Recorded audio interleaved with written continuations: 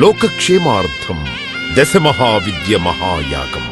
11 లక్షల కొబ్బరికాయలతో లక్ష్మీ గణపతి హోమం మరియు 11 కోట్ల కుంకుమార్చన కనక మహాలక్ష్మి కుంకుమార్చన సత్తుపల్లి శ్రీ లక్ష్మీ గణపతి ఆలయమునందు 108 రోజుల పాటు నిర్వహించబడును. ఈ కార్యక్రమంలో భక్తులందరూ పాల్గొని తీర్థ ప్రసాదములు స్వీకరించి భగవత్ కృపకు పాత్రులు కాగలరని మనవి. స్వర్ణ దేవాలయ నిర్మాణము మహాసంకల్పం, సాహసోపేతమైన నిర్ణయం. ఇది అమ్మ నిర్ణయం. ఇది దైవ సంకల్పం, భక్తుల శిష్యకోటి సంకల్పం. ఈ మహాసంకల్పం నెరవేరడానికి 999 యజ్ఞములను పూర్తి చేసుకుని సహస్ర యాగములు అడుగు పెడుతోన్న వేళ ఈ మహోత్సవమైన కార్యక్రమానికి స్వర్ణాలయ నిర్మాణానికి శ్రీకారం చుట్టిందే శ్రీదేవి శ్రీ విద్యాపీఠం. గణపతి శరణాగతి అంటూ దైవాన్ని స్మరిస్తూ ఈ కార్యక్రమాన్ని రూపురేఖలు తీర్చిదిద్దడానికి భక్తులు ఈ యజ్ఞాన్ని నిర్వహిస్తున్నారు. ఈ స్వర్ణాలయ నిర్మాణానికి స్థలదాతలు, విగ్రహదాతలు, నిర్మాణదాతలు, పోషకులు, రాజపోషకులు, మహారాజ పోషకులు, భక్తులు సహాయ సహకారములు అందించి తెలంగాణ ప్రాంతంలో ప్రతిష్టాత్మకంగా ఈ దేవాలయ నిర్మాణాన్ని చేయడానికి ఇంటికొక పువ్వు ఈశ్వరుడికొక మాల అన్నట్లుగా అందరూ సహాయ సహకారాలు అందించవలసిందిగా కోరుతున్నాం.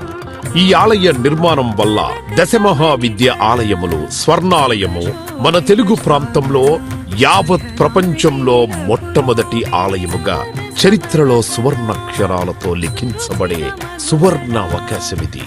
అంతేకాకుండా దశమహావిద్య ఆలయ నిర్మాణం ద్వారా ఎవరెవరికి ఎలాంటి విద్యతో ఏ అవసరం వచ్చినా ఆ విద్యా సంబంధమైన దేవతలను ఏకకాలంలో అర్చించి, సేవించి, దర్శించి అమ్మ కృపకు పాత్రులవ్వడానికి ఈ ఆలయం ఎంతో మార్గదర్శకంగా ఉంటుంది అనడంలో ఎటువంటి అతిశయోక్తి లేదు.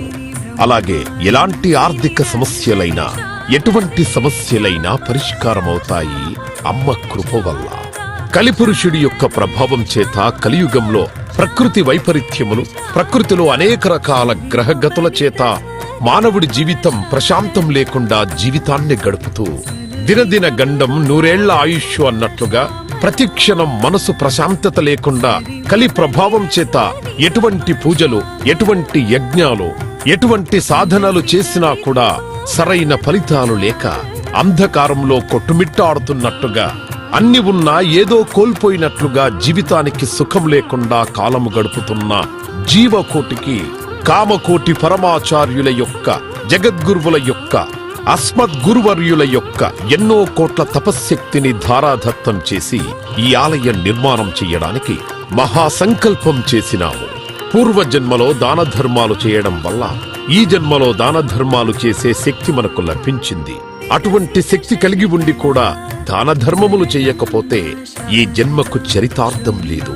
మనవంతు దాన ధర్మాలు చేస్తే, ఎటువంటి దాన ధర్మాలు చేస్తే అత్యంత ఉత్కృష్టమైన పుణ్య ఫలితం లభిస్తుందో అటువంటి పుణ్య ఫలితం లభించే అవకాశం ఈ స్వర్ణ దేవాలయ నిర్మాణంలో భాగస్వాములవ్వటం. పూర్వజన్మ సుకృత ఫలితం ఉంటే గాని ఈ ఆలయ నిర్మాణంలో భాగస్వాములు కాలేరు. అమ్మ సేవలో పాల్గొనలేరు, అమ్మ సేవలో తరించలేరు. ఒకవేళ తరించాలని ఆశ ఉన్నా కను ప్రభావం వల్ల మిమ్మల్ని కర్మల వైపు ఆ కలి ప్రభావం ముందుకు తీసుకుని వెళుతుంది తప్ప దైవ మార్గంలో నడిపించడానికి ఎట్టి పరిస్థితుల్లో మన మనస్సును ఒప్పుకునేలాగా చెయ్యదు.